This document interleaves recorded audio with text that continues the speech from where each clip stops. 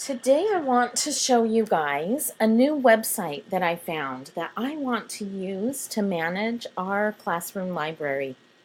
It's called Biblionasium, and it's a website we can use to set up and keep track of all the books that we have in our classroom.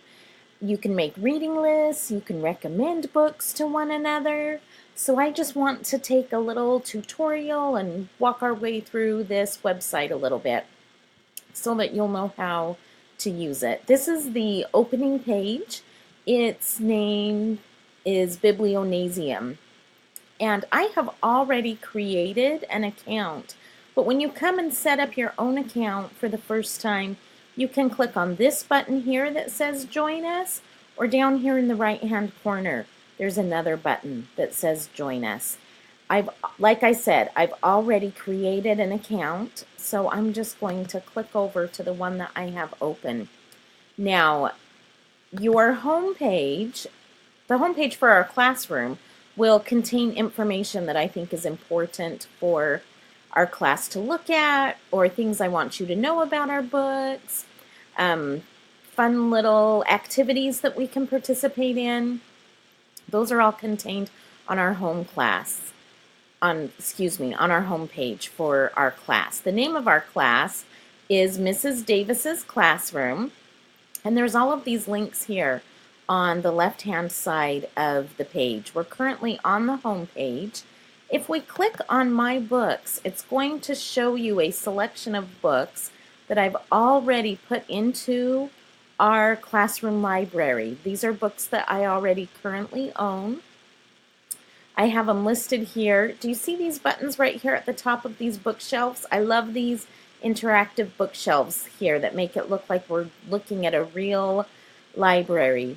If you look at these buttons up here, you can click on the different ones and find out which books are favorite books. You can read recommendations. I've written a recommendation on this Princess Academy book. If we have any books that will be required reading in our class, they will be listed here on this bookshelf. And during the school year, this book, A Long Walk to Water, is one that will be required in our class. We even have a classroom wish list where we can put books on that we would like to put in our library so that we can use them in the future. And this last button here shows you all of the books that will be available in our classroom library. And as I get more books added to this website, then there will be more selections available. Over here, if you go back to the left, there is an option if we want to buy books and add them to our library. This brings up suggestions. You can enter a book that you would enjoy reading, and when you click on one of these Buy Now buttons, it takes you directly to the Amazon website where you can purchase a book from there. We're not going to buy any books right now. That's just an option if you were to set something up like this at your home that you would have available to you. One of the available features that we will be using in our class is this challenge button. On here, I'm going to list challenges that I want us to complete throughout the year. So you'll be able to log into your personal student account and see if I've created a challenge especially for you. This particular challenge is for our entire class. It's called Challenge of Challenges. And the books that are available in this challenge are all about somebody who either has a physical challenge or through their creativity, they were able to solve a challenge that was faced in their community. We will have all of these books available in our classroom library, and in order to complete the challenge, you will need to read 2 of the books that are listed on the bookshelf by December 31st.